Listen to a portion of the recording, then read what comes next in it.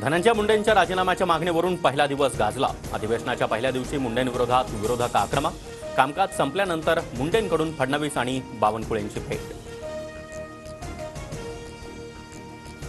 माणिकराव कोकाटेंची फडणवीस, नार्वेकर आणि अजित पवार यांच्यासोबत बैठक। चारही नेत्यांमध्ये बंद दाराआड चर्चा। वेळ मिळेल तेव्हा माझी भूमिका मांडेन। बैठकीनंतर कोकाटेंची प्रतिक्रिया। विधान परिषदेमध्ये माणिकराव कोकाटेंच्या राजीनाम्यासाठी विरोधक आक्रमक, तर कोर्टाच्या आदेशानंतर राज्यपाल कोकाटेंबाबत निर्णय घेतील। फडणवीसांची सभागृहात माहिती। विधान भवन परिसरामध्ये सरकारविरोधात विरोधकांचं आंदोलन। महाराष्ट्रामध्ये 2 गुंडे, कोकाटे आणि मुंडे। विरोधकांची जोरदार घोषणाबाजी। हातात बेड्या घालून जितेंद्र आव्हाड विधान भवनात। मूलभूत अधिकार शाबूत ठेवण्यासाठी हातात बेड्या, आव्हाडांची माहिती। तर आव्हाड नौटंकी करताय, गुलाबराव पाटलांची टीका।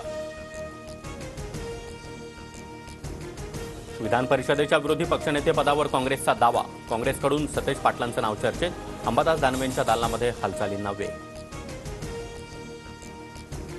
महाविकास आघाडीतील विरोधी पक्षनेते पदाचा तिढा सुटला। विधानसभेचं विरोधी पक्षनेतेपद ठाकरेंच्या शिवसेनेला, तर विधान परिषदेचं काँग्रेसला। नाना पटोले यांची माहिती।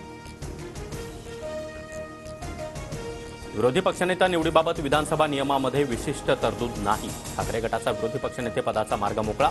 लवकरच विरोधी पक्षनेते पदासाठी अर्ज दाखल करणार। विरोधी पक्षनेते पदासाठी देखील विरोधकांकडे संख्याबळ नाही। विरोधी पक्षनेते पदाचा निर्णय मात्र विधानसभा अध्यक्ष घेतील। उपमुख्यमंत्री एकनाथ शिंदे यांची प्रतिक्रिया।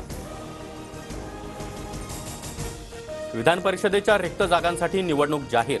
27 तारखेला विधान परिषदेच्या 5 जागांसाठी मतदान। 5 आमदार विधानसभेवर निवडून गेल्यानं सध्या जागा रिक्त। लाडक्या बहिणींच्या फेब्रुवारीच्या हप्त्यासाठी महिला दिनाचा मुहूर्त। 8 मार्चला लाडक्या बहिणींना फेब्रुवारीचा हप्ता मिळणार। मंत्री अदिती तटकरे यांची माहिती। लातूर नांदेड महामार्गावरच्या नांदगाव पाटी इथं भीषण अपघात। अचानक दुचाकी समोर आल्यानं एसटी बस उलटली। 36 प्रवासी जखमी, 6 जणांची प्रकृती गंभीर।